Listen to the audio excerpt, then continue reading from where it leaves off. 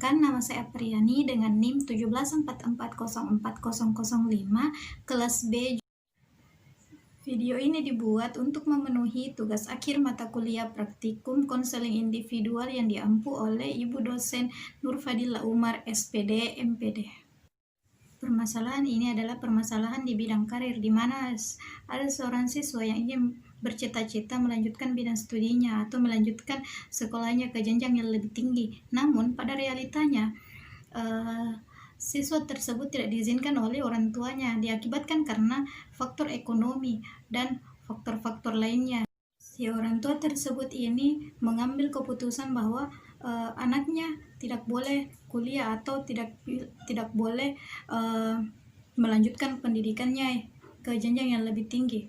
Dia ini memiliki tekad yang sangat besar untuk mendapatkan masa depan yang lebih cerah menuju karirnya yang ia impikan. NY adalah siswa yang berprestasi di sekolah, yang memiliki beberapa piagam dalam berbagai lomba-lomba yang diikuti selama ia sekolah. Nah, NY juga merasa kebingungan atas permasalahan yang ia alami. Dengan permasalahan tersebut, maka menceritakannya kepada saya. Dalam permasalahan ini yang dialami NY, konseling yang diperuntukkan untuk menyelesaikan permasalahan yang dimiliki oleh NY ini yaitu pendekatan gestalt dengan teknik kursi kosong atau empty chair. Nah, menurut beberapa para ahli, kursi kosong ini merupakan teknik permainan peran di mana konseling memerankan dirinya sendiri dan peran orang lain atau beberapa aspek kepribadian sendiri yang dibayangkan duduk atau berada di kursi kosong. Nah, dalam menggunakan teknik ini, konselor juga menggunakan seorang konseling yang mengungkapkan apa yang ia rasakan kepada kursi kosong dan menerima apa yang dia katakan dengan menghadap ke kursi kosong tersebut. Dengan cara berdiri ataupun duduk itu terserah pada kenyamanan konseling, dan teknik ini juga dapat memahami tentang urusan yang belum selesai dalam kehidupan konseling yang selama ini membebani dan menghambat perkembangan dan kehidupan konseling. Ini adalah penjelasan yang sempat saya paparkan mengenai permasalahan-permasalahan yang akan disimulasikan menggunakan teknik-teknik kursi kosong ini. Selanjutnya adalah pelaksanaan kursi kosong dalam menyelesaikan permasalahan cita-cita yang dimiliki oleh siswa tersebut. Assalamualaikum Ibu. Iya, waalaikumsalam, silahkan masuk. Maaf Bu, mengganggu waktunya. Oh iya, tidak apa-apa nanti, tumben pagi-pagi menghubungi Ibu. Ada apa nanti? Begini Bu, saya mau bercerita, jadi saya mau ikut konseling sama Ibu. Baik, nah tentu saja saya bersedia dan merasa senang sekali. Tapi mengapa kamu tidak mengikuti konseling pada saat di sekolah saja? Terima kasih Bu. Oh tidak Bu, karena saya merasa lebih nyaman dan lebih efisien menggunakan sosmed seperti ini. Oh, ya sudah, jika menurut kamu seperti itu, apa kamu sebelumnya sudah pernah mengikuti proses konseling? Belum pernah Bu, tetapi saya pernah mendengar konseling dari wali kelas saya Bu. Baiklah. Bagaimana bila saya menjelaskan terlebih dahulu ya, apa itu proses konseling kepada kamu, bagaimana? Iya Bu, saya setuju. Nanti proses konseling itu merupakan sebuah proses bantuan yang dilakukan oleh konselor kepada konselingnya dalam rangka membantu mengentaskan masalah konselingnya. Nah, di sini di mana konseling dituntut untuk secara aktif menyelesaikan masalahnya sendiri dengan bantuan strategi konseling yang telah diberikan oleh konselornya. Nah, konselornya itu adalah guru BK kamu sendiri. Nah, dan melakukan proses konseling tidak hanya dilakukan dengan bertemu secara langsung saja, melainkan dapat menggunakan sosial media seperti WhatsApp, begitu, email, dan FB yang digunakan oleh masyarakat dan pada masa kini. Begitu. Bu, bisa jadi lebih efisien ya kalau begitu. Terus bagaimana dengan kerahasiaan masalah saya Bu? Apakah tidak akan bocor? Nah, di sini semua konselor sekolah bekerja sama dengan kode etik konseling. Salah satu asas ke konseling yang diarahkan konselor itu adalah asas kerahasiaan, sehingga jika permasalahan kamu bocor maka konselor akan mendapatkan sanksi begitu. Oh begitu ya Bu.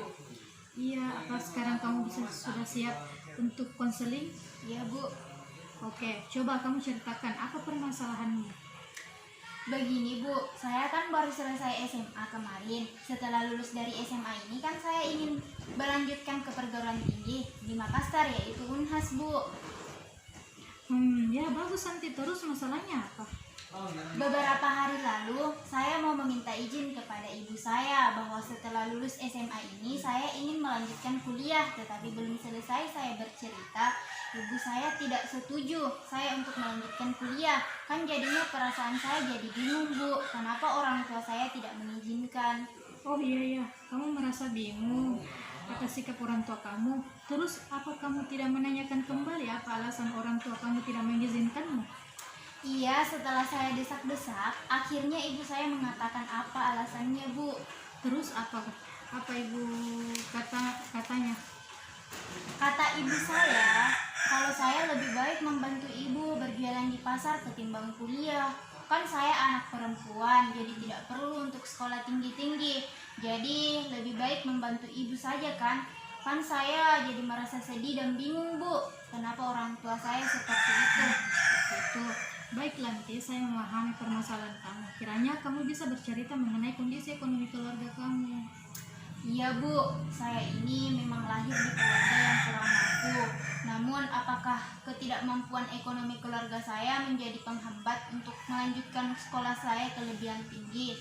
Tidak, kan ada pepatah mengatakan tuntutlah ilmu sampai ke negeri Cina. Jadi kita harus bisa menuntut ilmu setinggi-tingginya. Dengan kamu bisa kuliah pun kamu akan mendapatkan banyak sekali kemudahan dalam ekonomi, karena di semua universitas banyak sekali dana-dana beasiswa yang dikeluarkan oleh kampus. Nah, sehingga kamu pun bisa mengikuti persyaratan untuk mengajukan beasiswa itu. Dan tidak hanya itu saja, pada saat kamu ingin mendaftar pun kamu bisa mengikuti jalur bidik misi.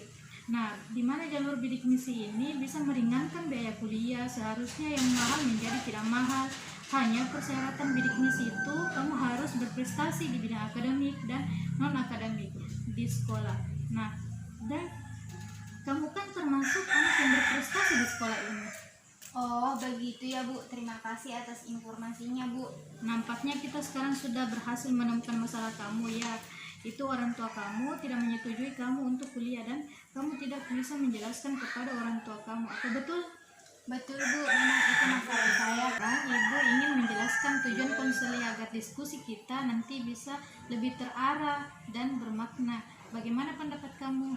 Baik Bu, saya setuju sekali. Oke, terima kasih Anti atas pemahaman kamu. Konseling ini bertujuan untuk membantu kamu agar kamu mampu mengurangi sampai menghilangkan gejala-gejala konflik yang kamu alami. Nah, misalnya kamu tidak menyetujui kamu untuk kuliah, kan seperti itu. Kemudian kamu ingin kuliah. Nah, ibu kamu tidak mau mendengarkan penjelasan kamu mengenai kamu ingin kuliah. Nah, padahal kamu ingin bisa menjelaskan kepada orang tua kamu. Ibu kamu ingin kamu membantu ibu bekerja saja, padahal kamu tetap ingin kuliah. Nah, ibu kamu berpikir kalau biaya kuliah itu mahal, sedangkan kamu berpikir bahwa kuliah itu bisa tidak mengeluarkan biaya yang mahal dengan berbagai cara. Begitu Anti. Terima kasih Bu. Saat ini saya sudah memahami tentang tujuan konseling yang saya lakukan ini. Baik Anti, ibu juga mengucapkan terima kasih kepada ibu. Kamu karena sekarang kita perlu mendiskusikan untuk mempelajari cara memecahkan masalah yang kamu alami. Apa kamu setuju? Saya setuju Bu. Ibu ingin menjelaskan kepada kamu tentang cara atau metode perlu yang kamu lakukan, yaitu metode strategi kursi kosong. Nah, strategi ini bisa digunakan untuk mengatasi masalah konflik kamu. Baik Bu, bagaimana caranya? Nah, di sini strategi kursi kosong merupakan strategi dialog. Nah, antar kamu dengan ibu kamu. Nah, disebut strategi kursi kosong karena dialog itu kamu bisa dilakukan berhadapan dengan kursi kosong yang berhadapan dengan ibu kamu begitu. Nah, di sini kursi kursi A ibu mengatakan bahwa Farid, kamu tidak usah kuliah. Nah, di kursi B, di sini giliran kamu lagi mengatakan bahwa saya ingin kuliah, Bu. Nah, kursi A selanjutnya lagi yaitu mengatakan kamu bantu ibu saja bekerja. Kursi B itu kamu sendiri yang mengatakan bahwa tidak, saya ingin tetap kuliah karena saya ingin bahagiakan ibu dan bapak. Nah, kursi A di sini ibu mengatakan, tapi nak, kuliah itu membutuhkan biaya yang cukup mahal, sedangkan ibu sama bapak saja hanya bisa membiayai kamu sampai SMA. Ibu sama bapak tidak mampu membiayai kamu untuk kuliah. Nah, tahapan akhirnya itu kursi B. Nah, di sini kamu mengatakan sejujurnya bahwa tidak, Bu, ibu salah jika berpikir seperti itu. Nah, kuliah itu tidak harus membutuhkan biaya yang banyak dan mahal, Bu, tapi biaya kuliah itu bisa murah dengan nanti mengikuti program beasiswa yang diselenggarakan di kampus, Bu. Jadi bisa mengurangi biaya kuliah. Nah, di sini juga kamu setelah kamu menjelaskan seperti itu, nah, kursi A di sini ibu juga mengatakan terus pada saat pendaftaran tidak mengeluarkan uang sepeserpun. Nah, di sini kamu menjelaskan lagi kepada orang tua kamu bahwa iya perlu, Bu, tetapi saya di sekolah juga termasuk kategori anak yang berprestasi. Nah, dengan kategori ini saya nanti bisa daftar program bidik misi di Universitas Negeri, Bu, yang ada di Makassar. Dengan jalur itu juga mendaftar dan biayanya kuliah pun yang dikeluarkan tidak jadi masalah, Bu, karena biayanya dikenakan itu dalam jalur ini tidak terlalu banyak seperti itu. Nah, baik, Bu, kamu sudah bisa melakukan strategi kursi kosong. Kemudian, apakah ibu bisa minta tolong agar kamu berlatih lagi melakukan strategi ini di rumah? Baik, Bu, saya sanggup berlatih melakukan strategi kursi kosong di rumah. Dan sekarang saya mengerti apa yang harus saya katakan kepada ibu saya. Terima kasih banyak atas bantuannya, ya, Bu. Kan di sini yang namanya kursi kosong. Oke, apa kamu siap? Siap, Bu. Nah, di sini kursi kosong itu percakapan antara kamu dengan ibu kamu. Nah, di sini juga kursi kosong ini saya berperan sebagai ibu kamu dan kamu berperan sebagai anti yang mengalami masalah ingin kuliah tapi bingung mau bagaimana cara kamu untuk menyelesaikan masalah kamu tersendiri. Bagaimana? Ya, Bu. Nah, kamu kan sudah mengerti peran kamu sendiri. Nah, sekarang ibu akan mengamati bagaimana cara atau berlatih kursi kosong. Nah, sudah jelaskan. Nah, posisi kamu itu harus memanjang ke sana, seakan-akan kamu ini berbicara kepada orang tua kamu. Nah, di sini saya akan membantu kamu apa yang harus dikatakan oleh ibu kamu nantinya. Bagaimana? Iya, Bu, siap. Oke, nah di sini ibu kamu tuh mengatakan bahwa Anti tidak perlu kuliah. Saya ingin kuliah, Bu. Nah, selanjutnya juga dia mengatakan kamu bantu ibu saja bekerja. Tidak, Bu, saya ingin tetap kuliah karena saya ingin membahagiakan ibu sama bapak. Tapi nak, kuliah itu membutuhkan biaya yang cukup mahal, dan sedangkan ibu dan sama bapak saja hanya bisa membiayai kamu sampai dengan SMA. Ibu sama bapak tidak mampu untuk biayai kamu untuk kuliah. Tidak, Bu, ibu salah jika berpikiran seperti itu. Kuliah itu tidak harus membutuhkan biaya yang banyak dan mahal, Bu. Tapi biaya kuliah itu bisa murah dengan nanti saya mengikuti program beasiswa yang diselenggarakan di kampus, Bu. Jadi bisa mengurangi biaya kuliah. Terus ibu kamu mengatakan bahwa saat pendaftaran tidak mengeluarkan biaya. Ya perlu, Bu, tetapi saya di sekolah juga termasuk kategori anak yang berprestasi. Dengan prestasi saya nanti bisa mendaftar program bidik misi di Universitas Negeri, Bu. Dengan jalur itu juga pendaftaran dan biaya kuliah yang harus dikeluarkan itu banyak, tidak jadi masalah, Bu, karena biaya yang dikenakan itu jalur yang tidak banyak.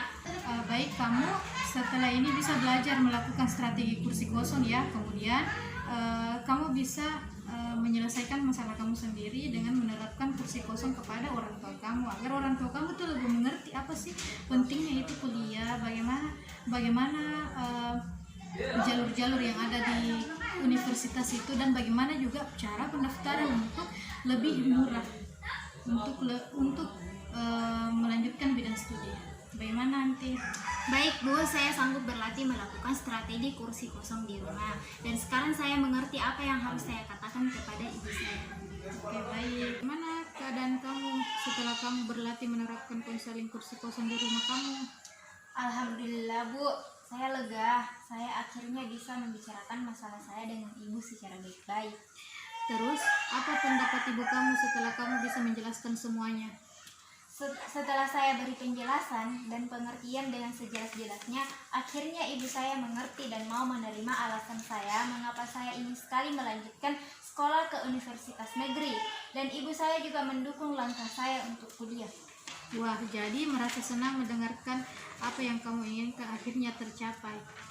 Iya Bu, semua ini juga berkat bantuan dari ibu. Tanpa semua informasi dari ibu, mungkin saya tidak dapat menjelaskan kepada orang tua saya, dan ibu saya pasti masih tidak mengizinkan saya untuk kuliah Bu. Iya, Anti, semua ini juga berkat usahamu yang pantang menyerah, dan ibu harap kamu bisa jaga kepercayaan orang tua kamu dan kamu bisa menjadi anak yang sukses. Iya Bu, amin. Terima kasih atas semua bantuan ibu.